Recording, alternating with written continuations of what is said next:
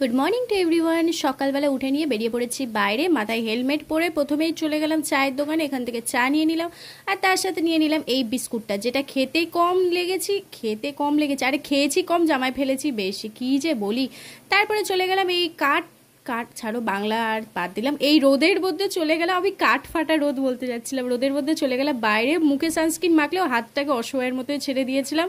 কিছুক্ষণ পরে কালো কুচকুচো হয়ে যাবে, আবার তারপরে ঠিক হয়ে যাবে, এই হতে থাকে। যাকে আজকে আমি চলে যাচ্ছি গালিব স্ট্রিটে।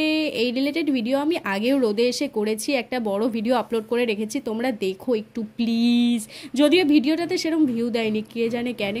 এরই কলকাতাতে না হেলমেট পরাটা ম্যান্ডেটারি, সব জায়গায় ম্যান্ডেটারি হওয়া উচিত, বাট আমার চুলটাই কাকের মতো হয়ে যায়, কি অবস্থা আমার চুলে। যাকে এসে গেছিলাম গালিব স্ট্রিট, আর এটা বোধ হয় ভোর 4টা থেকে খুলে যায়, প্রতি রবিবার খোলে গালিব স্ট্রিট, আর দুপুর 3টের মধ্যে বন্ধ হয়ে যায়। অনেক রকমের পশু পাখি থেকে সব কিছুই পাওয়া যায় এখানে। পশু পশু মানে পাখি গাছ এসবই বেশি পাওয়া যায়। জাগে এই খাঁচাগুলো দেখছো, এগুলো 500 টাকা, 650 টাকা, 1000 টাকা, 1250 টাকা, বিভিন্ন রেঞ্জের মধ্যে আছে। এগুলো কিন্তু আমি ইঁদুরই বলি, ইংলিশে কি বলে গো, হ্যামস্টার বা কিছু একটা সামথিং বলে।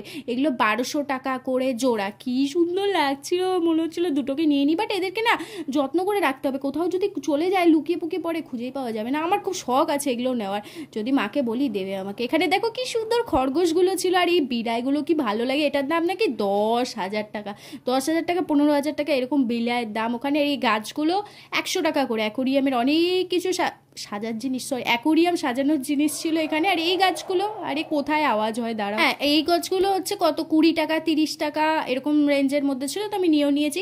আর তারপরে দেখো এখানে এরকম রঙিন পাথর পাওয়া যায়, এগুলো 100 না এরকম 200 এরকম রেঞ্জে এরকম পাওয়া যায়, 30 টাকা কেজি, আমি না ভুলে গেছি। আর এইবার দেখো এখানে মাছের অনেক কিছু, আর সব জায়গা থেকে এখনই আওয়াজ হয়। আর কি বলছিলাম, এখানে মাছ পাওয়া যায় অনেক, গোল্ড ফিশ থেকে কালার উইডো থেকে আরও অনেক রকমেরই মাছ পাওয়া যায়। মাছগুলোর নাম আমি জানি না, কিন্তু ওখানে কিন্তু মাছ খুবই সস্তা। এটার মুখটা দেখো হাম হাম করে যাচ্ছে। এছাড়াও কিন্তু গাছেরও অনেক অনেক অপশন রয়েছে, কিন্তু গাছ কেনার ছিল না।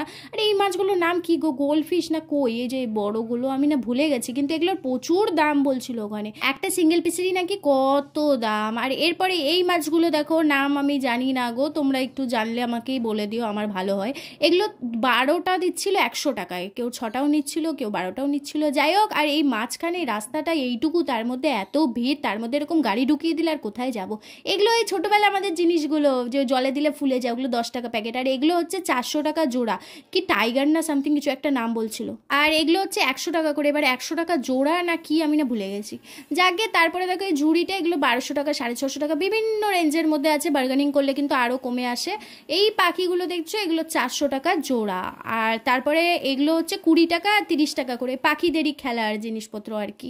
তারপরে চলে এলাম বাড়িতে, আর প্রচুর রকমের খাওয়া পাওয়া যাচ্ছিল, কিন্তু কিচ্ছু খাইনি। তারপরে এসে এই মাছগুলো নিয়েছিলাম, এগুলো বললাম না 12টা 100 টাকা, তো আমি 6টা নিয়েছিলাম। আর এইখানে এই মাছটা নিয়েছিলাম 30 টাকায়, দুটো দিয়ে দিয়েছিল। আর এখানে পাথরগুলো নিয়েছিলাম 30 টাকা না 40 টাকা নিয়েছিল, কতটুকু যেন আছে আমি জানি না। আর কি সুন্দর লাগে রে পাথরগুলো। তার সাথে একটা মস্ত বড় খাঁচা নিয়েছিলাম, এটা 650 টাকা চাইছিল, বাট বাট বাট বার্গানিং করে এটা 500 টাকাতে এসেছে। ব্যাস এগুলোই দেখানোর ছিল। চলো টাটা, ভালো থেকো, ভালো রেখো।